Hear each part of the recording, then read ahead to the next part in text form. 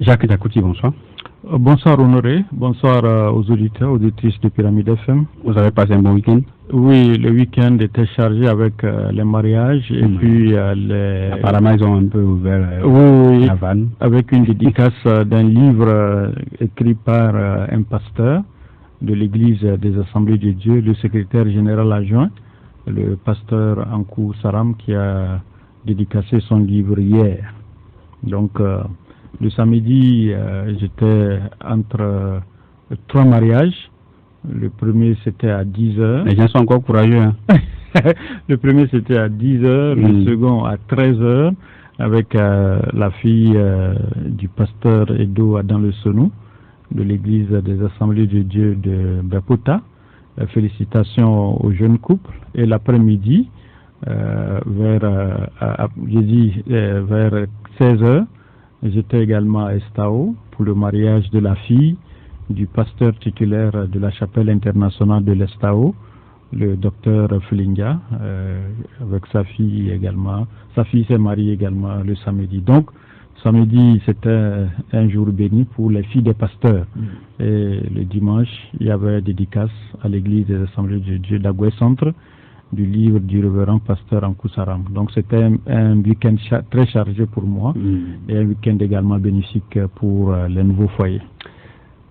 On va revenir tout à l'heure pour voir en dehors de ces activités ce qui a marqué votre week-end. Jacques Diakouty, vous êtes journaliste et analyste politique. Votre invité qui est là, c'est Didier Assoba. Et Didier, bonsoir et bonne arrivée. Oui, bonsoir Honoré, bonsoir aux auditrices et auditeurs de Pyramide FM. Et à bien de choses à tous ceux qui nous suivent. Vous avez eu également un week-end chargé? Bon, pas tellement chargé. Le week-end, je ne me sentais pas bien. Le samedi... beaucoup de fatigue? Oui, beaucoup de fatigue. Bon, je sais pas, beaucoup de palu aussi. Donc, j'ai travaillé juste un peu, j'ai récupéré un peu. Après, bon, je suis rentré chez moi, tranquillos. Et le dimanche, après le culte, il y avait une émission... débat sur la radio chrétienne. J'y étais, et puis après le reste de la journée, c'est entre l'église le soir, et voilà, c'est tout. Si, en dehors de ces activités-là, qu'est-ce qui vous a marqué le week-end au niveau de l'actualité? Bon, au niveau de l'actualité, le week-end, qu'est-ce qu'il faut retenir? Peut-être le casting, sélection des candidates pour la finale de Miss Togo, qu'ils ont eu le courage de faire cette année, en attendant de voir quels sont les visages véritablement de ces candidates-là. On a vu les photos, mais bon, cette photo-là a besoin de photos pour bien connaître les candidates. Et donc on les verra une à une peut-être à la télévision après que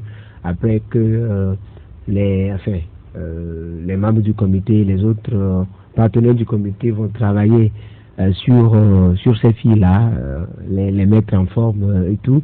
On verra véritablement ce que ça va être. Sinon après, il n'y a pas une autre activité, peut-être retenir aussi la sortie de Madame le Premier ministre dans la région de Palimé, on va dire. Donc, Naomi, on parle de cascade, elle a visité le... Oui, on parle de cascade qu'elle a visité là-bas avec quelques ministres amis. Donc voilà. Jacques Diakouty, oui, les mariages, oui, l'actualité, qu'est-ce qui vous a le plus marqué durant le week-end? Bon, le week-end, Honoré, il faut reconnaître que après, à part les mariages, l'information qui circulait depuis que finalement tu m'as confirmé aujourd'hui par rapport à ces jeunes qui sont revenus de la formation, du recrutement qu'ils avaient eu, que c'est-à-dire l'armée avait organisé entre-temps un recrutement pour que les jeunes puissent se former en la matière pour être des militaires. Mais à notre grande surprise, Il y a certains qu'on a renvoyés de revenir à la maison après 4 mois de formation. Moi, j'avais cru entre-temps que c'était un mensonge, mais tu me l'as confirmé que c'était vraiment vrai. Je n'avais pas cru, parce qu'entre-temps, on a un frère qui m'a alerté. Je me suis dit que peut-être que ce n'était pas vrai, mais finalement, je n'avais pas voulu partager l'information parce que on est au Togo. Dès que tu commences par partager une information où tu n'as pas la confirmation, tu risques d'avoir des ennuis. Mais finalement, j'ai eu la confirmation chez toi que ce qu'on me disait que c'était une réalité. Donc, oui, nous avons eu des visites de certains parents de ces nouvelles recrues. Justement, donc ils nous ont fait savoir que leurs enfants sont accusés d'avoir... Oui, le problème dans ça, Honoré, vous savez, côtoyer avec des personnes pendant au moins 4 mois et qu'on se sépare comme ça, vous voyez que c'est un peu difficile. Entre-temps, il y en a qui se plaignaient même comment faire pour gagner leur lieu de révision. C'était vraiment un problème. Je crois qu'il faudrait une fois encore qu'on puisse creuser, parce que l'information fondamentale que les uns et les autres ont eu à donner, c'est que l'armée avait exigé le niveau de PC. Mais après enquête, ils ont constaté que certains sont venus au recrutement avec le niveau bac.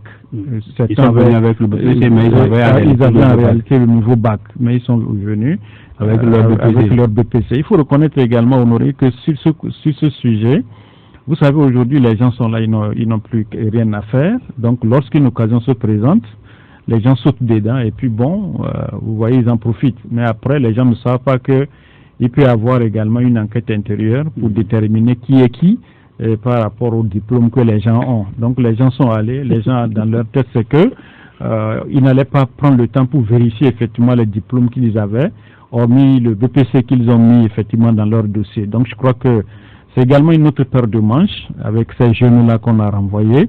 Vous savez, il faut qu'il y ait un contrôle strict par rapport à ce qu'on a laissé sur le carreau, parce qu'aujourd'hui, quoi qu'on dise, c'est des gens qui ont quand même eu une formation pendant 4 mois, et les laisser comme ça dans la nature, vous voyez que ce que cela peut donner. Donc, je crois qu'il faudrait une fois encore mieux réfléchir. Par moi, je serai à la place peut-être du ministre de la Défense. Il ne fallait pas les laisser. Je crois que peut-être il faudrait peut-être leur accorder un sursis par rapport à ce qu'ils ont fait. À leur diplôme ou comment? Oui, moi c'est ce que à la place du ministre de la Défense, c'est ce que je devais faire. Mais bon, comme on n'est pas dans les secrets de Dieu pour savoir ce qui s'est réellement passé, mais l'information c'est que c'était le niveau BPC qu'on avait exigé à tous ceux qu'on devait recruter. Mais les gens, comme je le disais tout à l'heure, parce qu'ils n'ont pas ils n'ont pas grand chose à faire, ils n'ont pas du boulot, les gens sont allés avec le niveau bac et on les a recrutés et après le problème s'est posé, on les a renvoyés. Bon, ils sont plus de 600 et quelques. 623 qu'on a renvoyés comme ça, qui sont obligés de revenir encore à la case de départ, retrouver encore papa et maman à la maison, qui va continuer toujours par les nourrir. Vous voyez que c'est un peu vraiment compliqué. Donc, la semaine, c'est l'information qu'il y avait. Mais comme je le disais, vous savez, pour vérifier une information au niveau de l'état-major, ce n'est pas facile.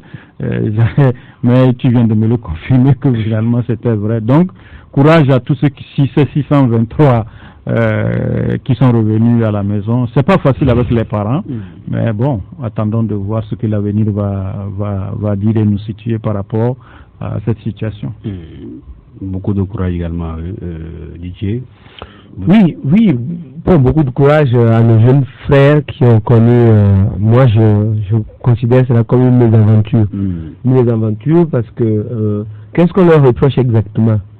C'est la question à se poser.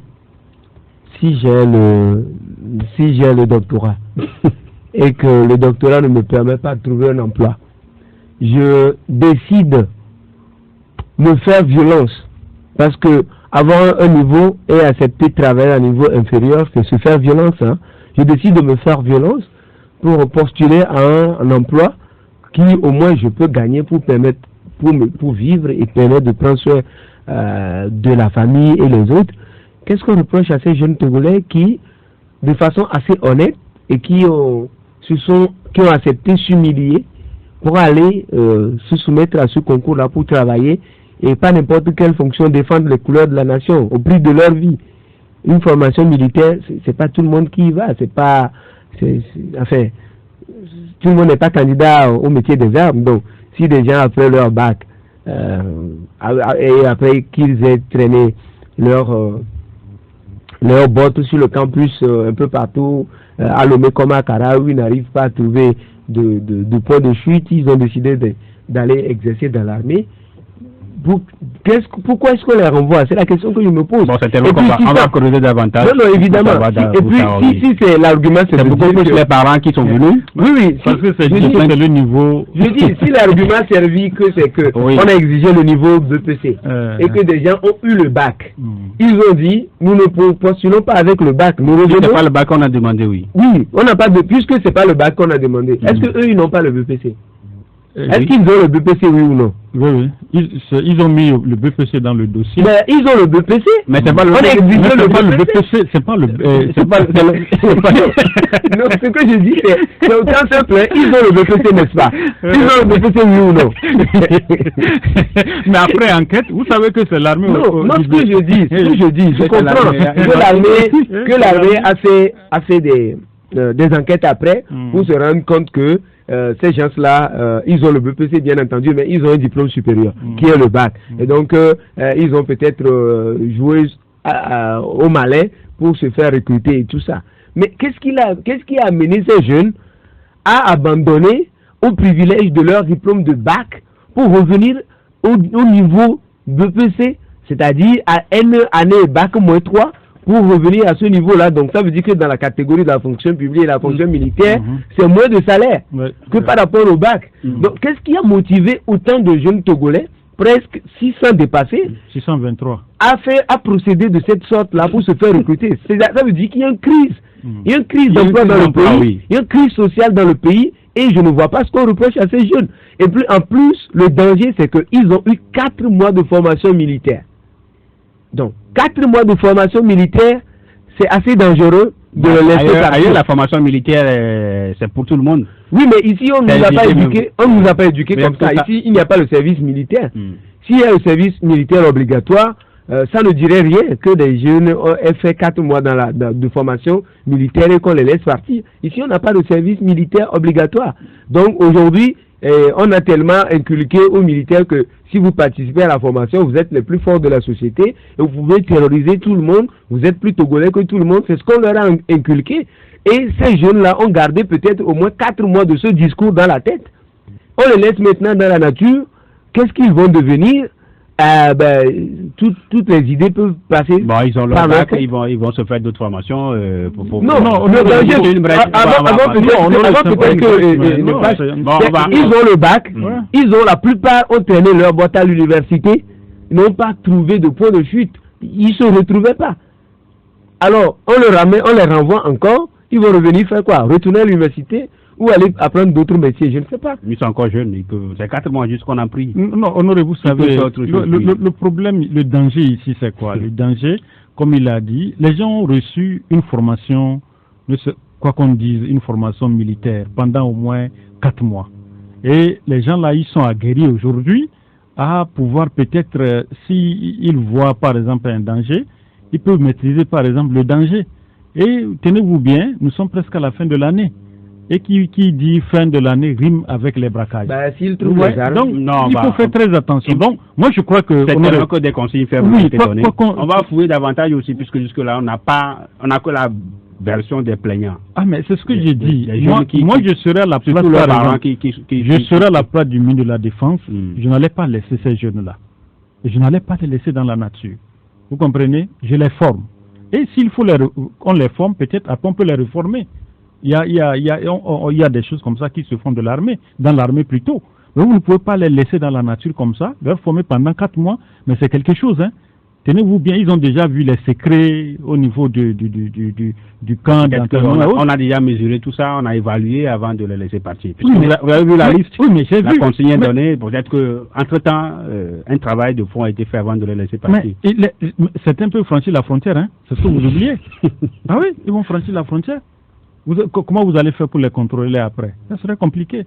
Il fallait pas du tout les laisser. À moins que peut-être ils ont commis une faute grave, voilà, qu'on ne connaît pas. Mais si c'est l'argument qu'ils ont le bac et ils ont présenté le BPC et après enquête on découvre qu'ils ont le bac, je crois qu'on pouvait les reformer par rapport à ça. Mais les laisser parce qu'ils ont le bac, moi je crois que si c'est cet argument-là, vraiment l'argument-là ne tient pas.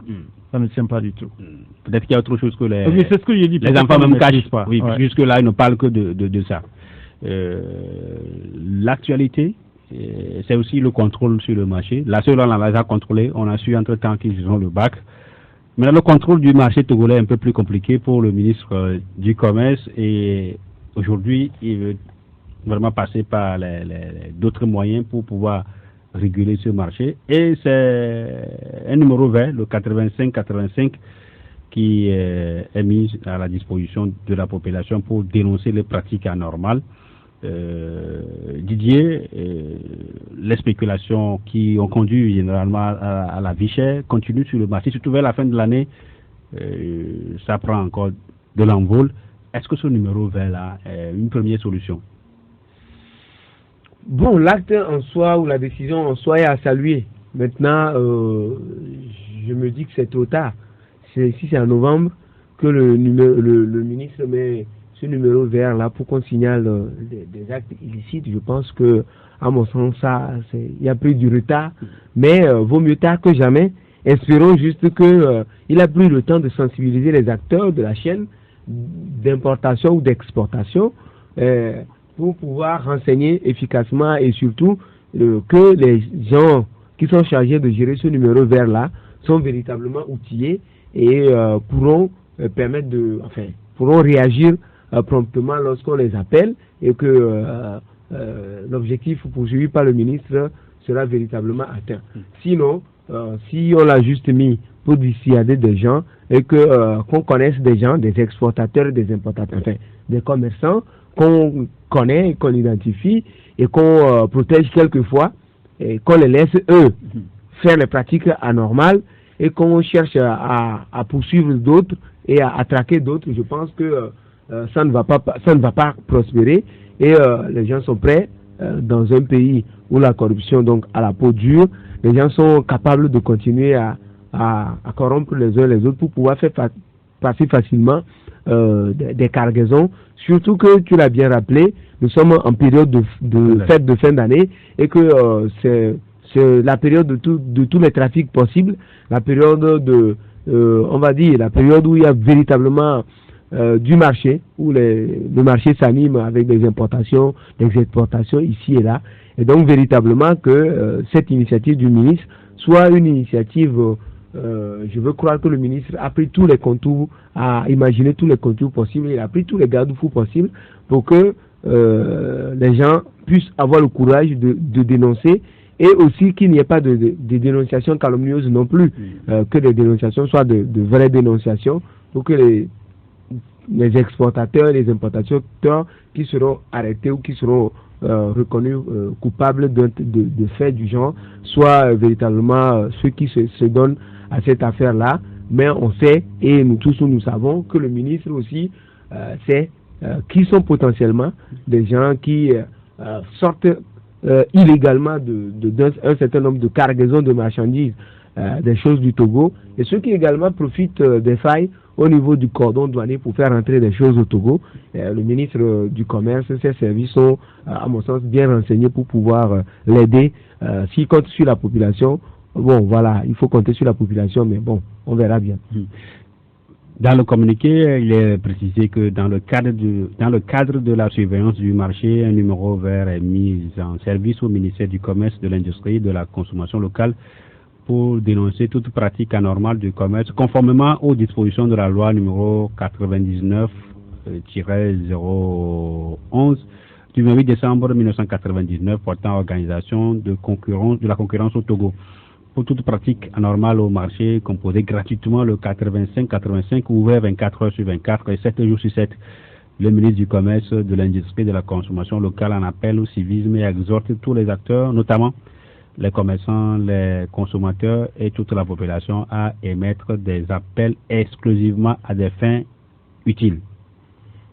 Bon, c'est une très bonne chose que le ministère de du Commerce puisse mettre ce numéro vert.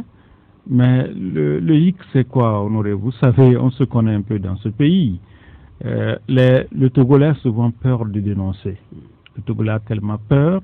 Le Togolais peut voir le danger comme ça, mais il a peur. Il dit, mais est-ce que c'est moi qui vais faire et demain je vais avoir des problèmes? En fait, c'est ça. Les gens ont peur.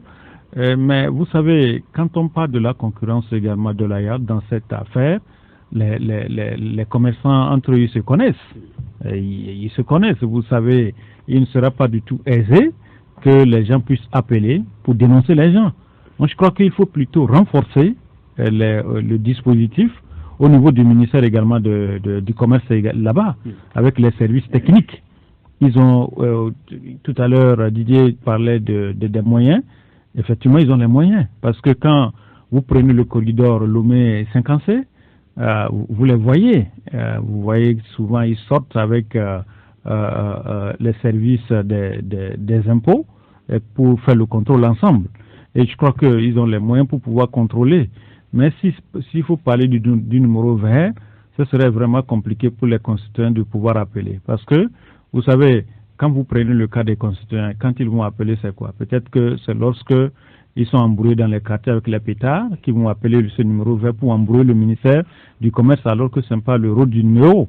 Et l'autre aspect, vous savez, les gens qui vont acheter par exemple du vin de palme ailleurs pour ramener et stocker, et les gens vont commencer par appeler alors que ce n'est pas ça le but effectivement de ce numéro vert. Vous voyez, les gros poissons même seront là, mais c'est les menus frétins seulement qu'on va dénoncer. Donc je crois qu'il faut plutôt renforcer effectivement les services techniques pour que ces services-là puissent avoir les moyens, descendre effectivement sur le terrain pour faire le contrôle sur les prix. J'ai vu, la fois passée, ils sont allés au niveau du marché de Adido Gomé avec le Premier ministre. Et vous savez, c'est une bonne chose. Mais quel est le suivi? Quelle sera maintenant la finalité par rapport à cette visite? Est-ce que après cette visite, est-ce que les prix ont baissé? Non. Les prix n'ont pas baissé. Augmenté. On a même appris que même l'huile est passée à 24 000, 25 000. 25 000. Ouais. Quand vous allez par exemple vers chez nous, vers Dapan, le sac du maïs aujourd'hui là-bas à 30 000. Hein? Ah oui, bien sûr, le sac du maïs. C'est pour vous dire que quelque part, personne ne dit rien. Mais c'est pourquoi j'ai dit, le numéro vert, c'est bon. Mais il faudrait que le ministère du Commerce puisse renforcer les services techniques pour le contrôle effectivement sur le terrain. Et pour qu'ils puissent avoir contrôle, il faut subventionner certains produits. Il faut les subventionner pour aider les populations. Vous savez, souvent on a parlé de l'ANSAT. C'est vrai que l'ANSAT joue un grand rôle par rapport à la distribution effectivement du maïs, mais il reste encore à faire. Le reste encore à faire, c'est qu'il faudrait que le gouvernement puisse prendre des mesures. Nous sommes à un mois de la fête de fin d'année. Mais quand les prix augmentent comme ça, attendez-vous pour vous dire que d'ici fin décembre, on ne pourra plus acheter le bord du riz pour les enfants. Donc c'est aujourd'hui, c'est dès maintenant que les services techniques vont commencer le travail et essayer de voir comment juguler effectivement cette crise-là, aider les populations à pouvoir mieux fêter. Le numéro vert, c'est une très bonne chose, mais il faut aller au-delà effectivement de ce numéro vert. Alors peut-être qu'il faut avoir aussi un numéro vert pour éviter le pass vaccinal. Non mais bon, je ne crois pas qu'il y ait un numéro vert pour éviter le pass vaccinal. Parce que à partir du 3 décembre, bon, ça risque également d'être compliqué au niveau des églises. Oui, bon, des églises, des lieux de culte généralement. Je pense que des discussions sont en cours entre les autorités des deux bords, les autorités politiques et les autorités religieuses, et espérons vivement que les autorités politiques puissent comprendre les règles de fonctionnement des lieux de culte, parce que les lieux de culte ne fonctionnent pas de la même manière que les administrations par exemple, ou les administrations publiques et tout ça. Donc il faut que je pense que l'État a le droit ou a le devoir d'ailleurs régalien d'intervenir, de réguler un certain nombre de secteurs, mais il va falloir que les autorités travaillent à ne pas piétiner les règles de fonctionnement de chaque endroit. il y a le coronavirus, bien entendu, mais le coronavirus ne supprime pas l'existence de Dieu. Et donc, je crois que à l'église, par exemple, il y a des règles, tout un tas de règles qui régissent le fonctionnement de la maison de Dieu. Et donc, on ne peut pas, à ce sens-là, demander à quelqu'un qui a peut-être des difficultés ou qui va vers Dieu pour un secours, lui demander de présenter un passe vaccinal avant. Je ne vois pas dans quelle église cela est possible. On verra ce que ça va être. Même dans les mosquées, on sait déjà, on voit comment les mosquées fonctionnent. Je ne vois pas qui, au niveau de la mosquée, exigera un passe vaccinal à un fidèle d'Allah avant de venir prier.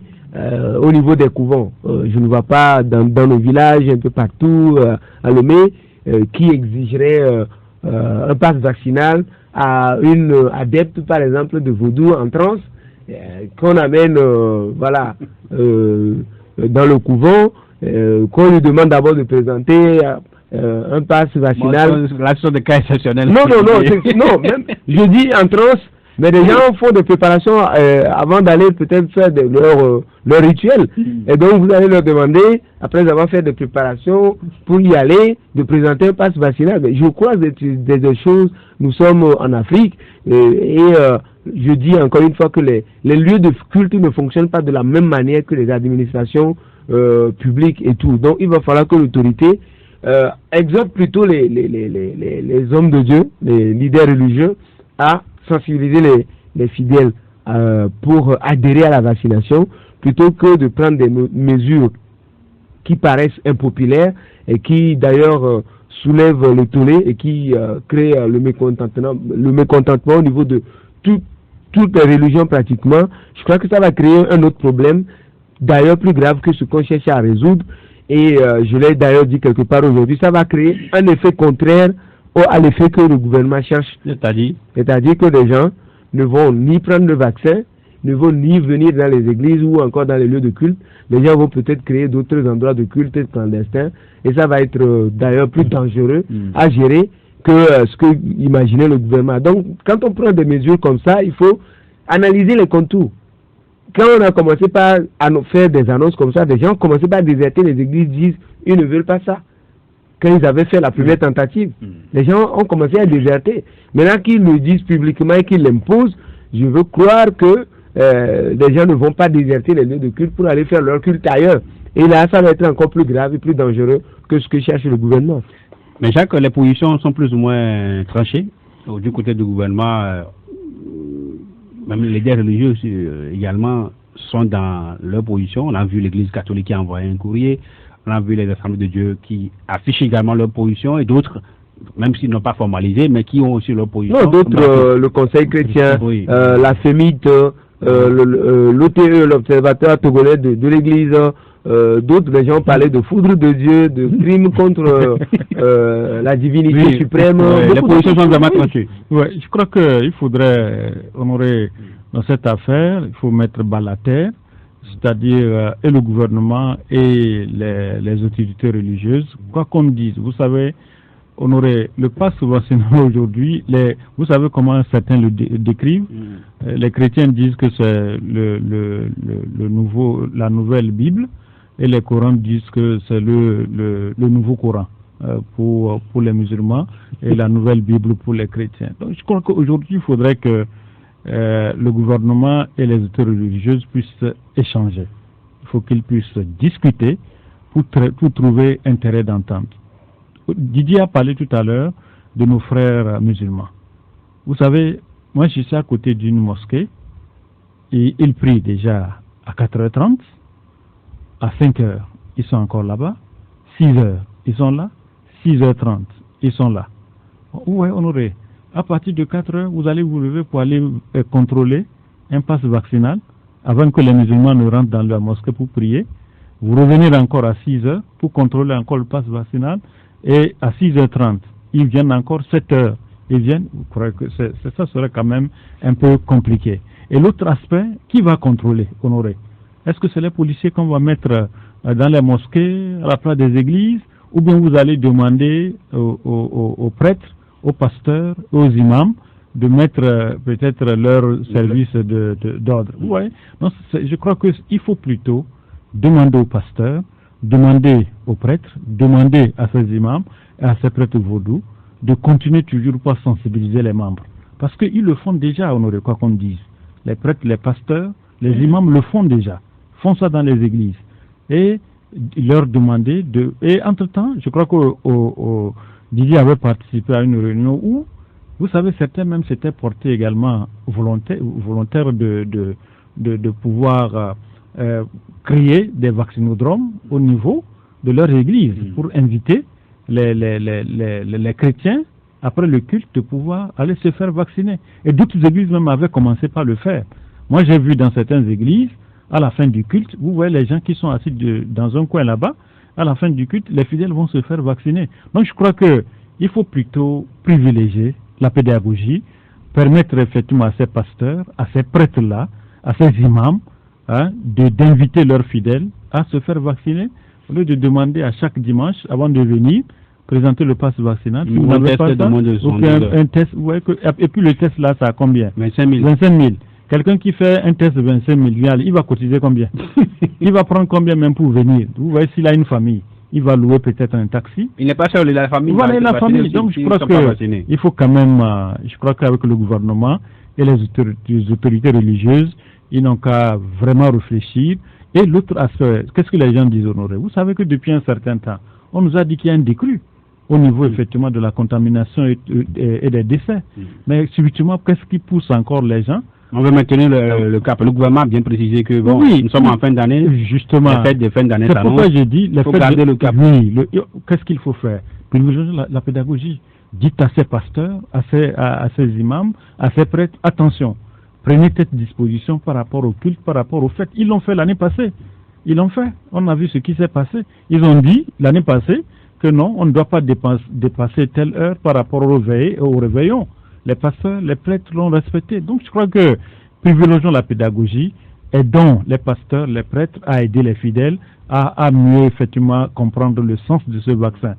Didier l'a dit tout à l'heure, vous savez, Honoré, depuis un certain temps, depuis que les églises ont repris, certains ne viennent pas. Oui, depuis qu'on avait fermé, et quand on a repris, certains ne viennent plus. Et s'il faut parler encore de ce pass vaccinal, avant que les gens ne viennent, je vous dis que vous allez perdre certains définitivement. Les gens ne viendront pas. Donc, je crois qu'il faut garder le cap de la pédagogie entre les pasteurs, les prêtres et les imams par rapport effectivement à ce vaccin. On va finir cette émission au Ghana avec la question de péage. Et désormais, le Ghana veut mettre fin au péage, surtout au niveau des postes ne seront plus considérés parce qu'il est constaté trop d'encombrement, trop d'embouteillage au niveau de ces postes de péage. Et par conséquent, il faut y mettre fin. Et ensuite, trouver d'autres moyens pour avoir un guichet unique au départ ou reverser carrément, trouver d'autres moyens pour pouvoir percevoir ces taxes, surtout au niveau des téléphonies mobiles. Didier, c'est vrai que ce qui est perçu là-bas au Ghana, c'est pas grand-chose. Hein. C'est moins de 100 francs. Maintenant, désormais, on veut harmoniser les choses. Oui, vous savez, le Ghana s'est levé très tôt sur la question des infrastructures et de développement. Je crois que il n'y a pas de comparaison. Hein.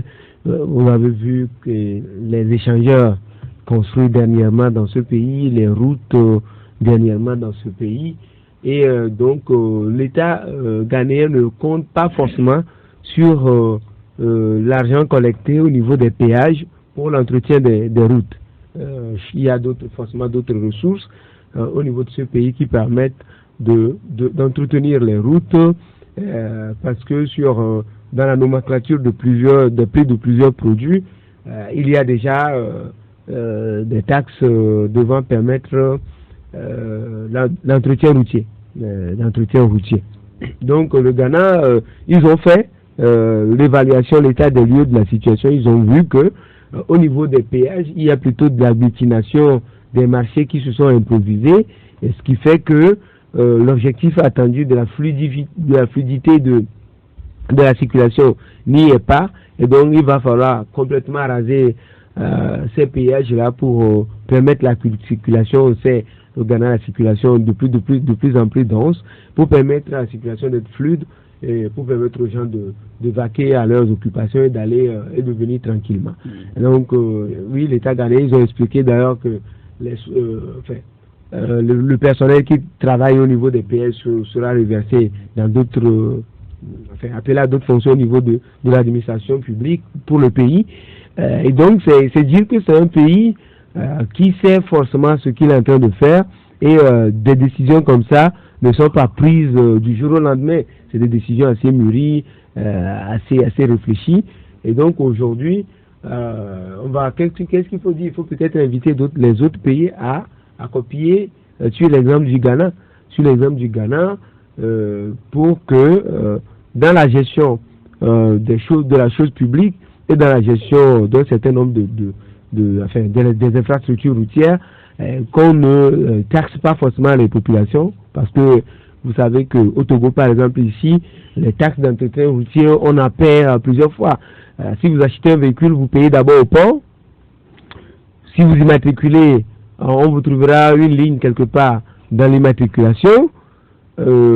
Maintenant, il faut payer la TVM, c'est ça, taxe sur les véhicules à moteur. Il nous avait dit que on devrait payer une seule fois et c'est fini, c'est pour la vie. Mais depuis quelque temps, ils ont encore changé. Ils disent, à chaque fois que tu vas faire la visite, tu dois payer ça, une fois chaque année. Alors que ce n'était pas ce qu'ils avaient dit au départ. Mais dans le prix, tu achètes un litre de carburant à la pompe, tu payes des taxes sur l'entretien routier. Donc, il y a beaucoup de... Maintenant, le péage, oui. Oui, maintenant, ajouter au péage, où on a augmenté les prix, on a mis d'autres catégories maintenant, on a d'ailleurs augmenté les prix de façon exponentielle, et chaque année, on nous dit que malgré tout ça, les fonds ne suffisent pas pour l'entretien routier. Alors, combien de routes nous avons d'ailleurs? Et puis le peu qu'on a, on dit qu'on a besoin de 30 milliards ou 32 milliards pour les entretenir. Et malgré toutes les taxes que je viens de citer, qu'on collectionne sur l'année, et chez chaque citoyen, on dit non, qu'on est arrivé en fin d'année, on n'a pas trouvé le budget pour assurer l'entretien routier. Je pense véritablement qu'il faut un minimum de transparence dans ce secteur-là. Le Ghana vient de donner un exemple pour montrer que sans péage, on peut entretenir le réseau routier. Et je veux croire que, je pense que cette année, nous ne pourrons pas suivre le Ghana, l'année prochaine non plus. Mais qu'un beau jour, que le Togo puisse arriver également à ce niveau-là. Jacques, l'environnement tient beaucoup plus le Ghanéen. J'ai peur un peu pour le Ghana. J'ai un peu peur parce que le fait de supprimer ces péages, je ne sais pas avec quoi le gouvernement... Non, il a dit que bon, ça va être reversé, mais ça va être reversé sur d'autres taxes. On parle de téléphonie mobile, on va trouver une ligne là-bas. Même au niveau de ces postes-là, il va y avoir un guichet unique au départ. Comme si on prend l'exemple de Lomé, Lomé 5 par exemple, on a jusqu'à 3 ou 4. Donc vous payez au départ et puis bon. Oui, c'est ça, je suis un peu d'accord, même si c'est quand vous prenez l'axe également Lomé 50C, vous arrivez au niveau de Davier, vous payez. Vous arrivez au niveau du poste de péage de Sotobois, vous payez. Alors que c'est le même tronçon. Vous arrivez également au niveau du le contournement d'Aléjo, vous payez. Vous arrivez vers Mango, ils sont en train actuellement de mettre encore. Ce que je ne sais pas s'ils sont vers la fin, il faut également payer. Ça fait 4. Vous allez au niveau, vous allez vers Tongu, avant le centre de prière de Noumovi. Il y a également un péage là-bas. J'ai dit, mais les gens là, ils ont vraiment réfléchi sur ce côté parce que les gens savent que les gens vont tellement au centre de prière de Noumovi. Ils ont calculé, ils ont mis un péage là-bas. Je ne sais pas si vous avez une fois pris le tronçon là. Donc ils ont mis bien avant le centre de prière de Noumovi, ils ont mis un péage là-bas parce que c'est beaucoup. Il y a beaucoup de nos compatriotes qui vont de ce que ce soit moto, voiture, tout, les gens paient les péages là-bas. J'ai appris également que quand vous allez vers je crois que c'est Vougan. Oui, après Aveta, il y a encore un autre péage. Oui. Vous quittez, vous allez vers Aneho, au niveau de là-bas. Ah oui, à l'entrée de la ville. Vous prenez le tronçon de Palimé. Oui. Vous voyez que la route n'est même pas encore. Ils ont mis ça. On a mis encore un péage là-bas. Vous quittez là-bas. Vous prenez le contournement. Vous voulez contourner, mais on vous prend un péage ici. C'est pour vous dire que. À l'entrée juste après. Bon, à Adeta, non, pas Adeta. Oui, Adeta, oui, quelque part là. En allant à Blibo. Oui, c'est presque terminé. C'est presque. À Badou, il y en a.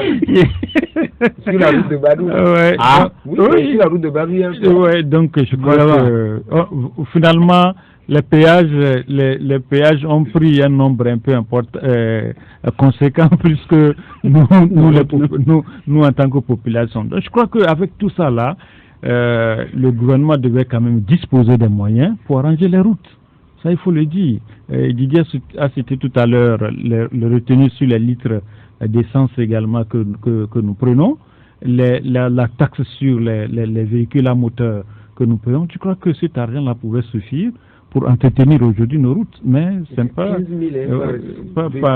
véhicule, c'est beaucoup d'argent. C'est beaucoup d'argent. Donc je crois qu'il faudrait mieux réfléchir sur l'entretien routier au Togo. C'est important. Aujourd'hui, nous crions tout le temps honoré sur l'axe CB. Jusqu'à présent, rien n'est fait.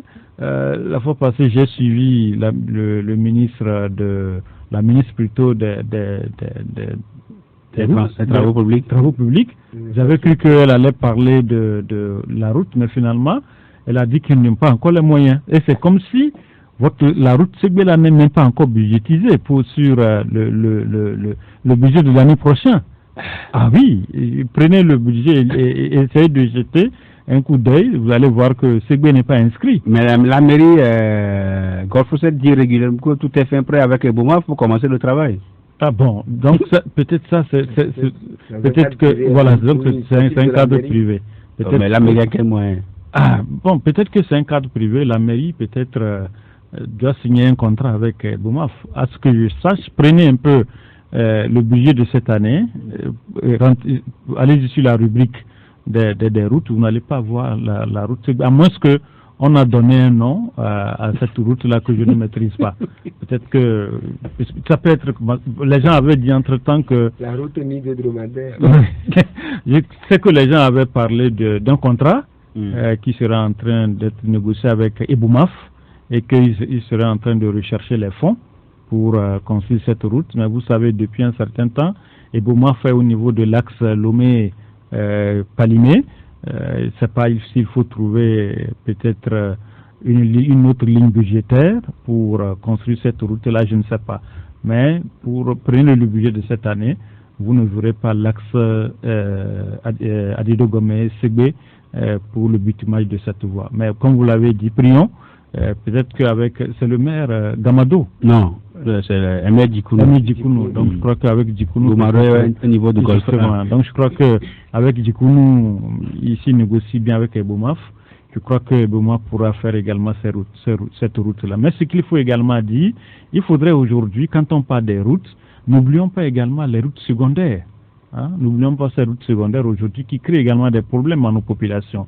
Quand vous prenez certains axes dans les quartiers, c'est difficile d'accès, Honoré. Très difficile. Donc il faudrait que les mairies dans ces arrondissements-là puissent se réveiller, chercher ne serait-ce que de la latérite pour essayer de remblayer effectivement ces routes secondaires pour permettre effectivement à nos populations de pouvoir circuler. Quand vous prenez par exemple l'axe Hôtel de la Paix pour aller sortir vers Kotoukou-Kondji, mais c'est la croix et la bannière là-bas, à côté de l'église de William Tété là-bas, vous ne pourrez pas passer. On appelle le quartier là-bas à l'Aglo-Comé. Vous voyez, donc c'est un peu difficile. Donc je crois qu'avec les maires que nous avons, qu'ils n'ont qu'à quand même chercher de la latérite, essayer de remblayer ne serait-ce que les trous que nous avons effectivement. Ça a commencé dans certaines mairies, je crois. Oui, je crois qu'avec Fabre, il a commencé, j'ai vu, quand vous prenez l'axe à Moutivé en allant vers l'église Pentecôte, j'ai vu qu'ils sont en train de faire un travail là-bas. Donc je crois que si Presque les autres pouvaient faire cela. Je crois que cela pourra nous aider. Par exemple, quand vous prenez la voie, vous voyez l'axe au niveau de la retenue d'eau à côté de Champion là-bas, vous ne pouvez plus avoir accès. Oui, vous ne pouvez avoir accès à certains lieux là-bas parce que plus les véhicules de Boumaf sont en train de faire des va-et-vient, plus vous avez encore des trous qui se creusent également au niveau de ces quartiers-là. Vivement, il faut trouver des solutions pour pouvoir continuer par l'entretenir. D'abord, faire l'aménagement ou la réflexion de ces voies et ensuite les entretenir. Donc, l'autorité doit continuer par prendre les péages. Oui, je crois que pour le moment, nous, on n'a pas la poitrine du Ghana, qui a certainement les revenus pétroliers et d'autres encore, de l'or et tout. Bon, c'est vrai, c'est polémique ici chez nous, mais nous, je pense que nous n'avons pas encore les moyens d'abandonner le péage. On va continuer à le percevoir, mais ce que nous allons souhaiter, c'est que qu'on ne nous dise pas que ça ne suffit jamais et qu'on argumente tout fait pour continuer à augmenter. À un moment donné, ça va lasser les populations. Et surtout, il faut construire les routes qui servent au moins, qui peuvent au moins rapporter de l'argent pour le pays, pour, on va dire, soulager le budget. La route, Segbe Douane, normalement, ce n'était pas aux citoyens de crier ou d'appeler à ce qu'on construise cette route. Il y a une douane importante là-bas, où un certain nombre de produits sont destinés à passer uniquement par là, et les services de douane de l'OTR sont là-bas. Et je pense que cette route-là devait être budgétisée depuis et faite d'ailleurs dans les normes, pas seulement en une voie, aller-retour comme on l'a dessiné. Ça doit être normalement une voie en 2 fois 2 voies normalement pour les véhicules qui doivent passer là et éviter les embouteillages. Surtout qu'il y a une importante, de nombreux Togolais qui vivent là-bas. Quand vous prenez la zone là, Sagbado jusqu'à Segbe même, et à Kato, Viépé, tout ça, il y a une grande partie de nos compatriotes qui vivent là-bas, et c'est pour ça que vous prenez cette route-là les matins et les soirs, il n'y a que de l'embouteillage dessus. Donc normalement, cette route-là, pour le bien de cette Togolais, devait être faite en 2 fois 2 voies, mais maintenant le mal est déjà fait. Ils vont faire une voie aller-retour. Au moins, qu'il le fasse au moins, même si c'est avec l'argent de péage. Honoré, moi, ce que je dis, ils n'ont qu'à ne serait-ce que remblayer la voie. Enlever au moins voilà, même s'il n'y a pas les moyens, pour le moment, pour bitumer cette voie-là, on n'a qu'à remblayer. Avec la latérite. Voilà, latérite, fermer les trous. Parce qu'entre-temps, je ne sais pas si dans les années 90-92, vous avez assisté au cross-country au niveau d'Agoué là-bas, et la fois passée, un compatriote s'amusait sur cette voie-là pour dire qu'il faut délocaliser le motocross là pour amener vers la route de Segbe. Non, je crois qu'il faudrait, même si on essaie de remblayer cette voie, c'est en ça que je ne comprends pas la ministre des Travaux publics. Même si vous n'avez pas les moyens aujourd'hui de bitumer cette voie-là, au moins chercher de la latérite, demandez à Eboumaf, parce que j'ai vu, ils sont en train d'enlever le sable au niveau de la retenue d'eau au niveau d'Adido Gomé là-bas. Demandez à Eboumaf, chercher ne serait-ce que les compatriotes ou les pays, ils vont ramasser le sable là, aller ne serait-ce que remblayer pour le moment les trous et permettre à nos compatriotes de circuler, même s'il n'y a pas les moyens. Moi j'avais dit entre-temps, demander aux riverains. Les riverains peuvent peut-être cotiser 100 francs pour construire une route de... Non, pas pour construire, ne serait-ce que ramasser le sable, remblayer ne serait-ce que cette voie-là, pour aider les populations à pouvoir circuler. On va s'arrêter là pour aujourd'hui. Jacques Jakouti, journaliste et analyste politique, et Didier Assoba, directeur du site togobreakingnews.info. Passez les deux commis, beaucoup de courage. J'espère qu'on va se retrouver le lundi prochain. L'émission a été mise en œuvre par Boga Koudeyo.